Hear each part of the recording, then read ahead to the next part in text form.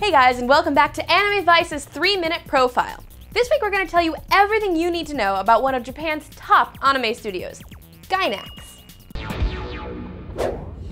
In the early 1980s, a group of college otaku got together and created their own animated short for a 1981 sci-fi convention called DAICON 3, the same name given to the short anime. In 1983, the group collaborated for another animation for the next show, DAICON 4. And by 1987, the gang had created their first full-length anime film called Royal Space Force: The Wings of HONNEAMISE. Gainax followed up HONNEAMISE with a 1990 series called FUSHIGI no Umi no NADIA, and with the 1992 anime mockumentary Otaku no Video. But it was 1995's Neon Genesis Evangelion that really put them on the map.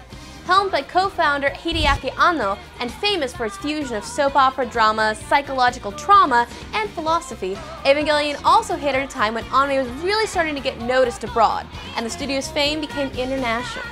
The company has been one of the biggest branding empires in Japan, with what feels like enough Evangelion products out there to rival even Sanrio's Hello Kitty. The company also makes a number of video games within its franchises, as well as the famous Princess Maker sim games, which inspired the 2002 anime Petite Princess YUCIE. The Gainax studio is de facto home to some of the biggest names in the anime industry, and the first name that probably comes to your mind is Anno's. Hideaki Anno started work as an animator working on Super Dimension Fortress Macross and Hayao Miyazaki's NAUSICAA, but like Gainax itself, it was Evangelion that rocketed him to anime fame. Hiroyuki Yamaga is a much quieter force in Gainax, but every bit as powerful, directing everything from that first production of HONNEAMISE to producing the more recent series GURREN LAGANN. By contrast, co-founder Takamiya Akai is one of the noisiest Gainax members. One of the heaviest hitters working on the Princess Maker franchise, Akai was also working on GURREN LAGANN, until he famously made some insulting remarks about Japan's message board 2 channel's denizens, who had been upset over the direction of GURREN LAGANN Episode 4.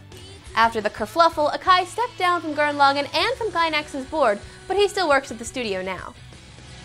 Today, Gainax is one of Japan's A-list anime studios, as famous for finding new twists on popular themes as they are for homages to classic anime, especially sci-fi and mech titles.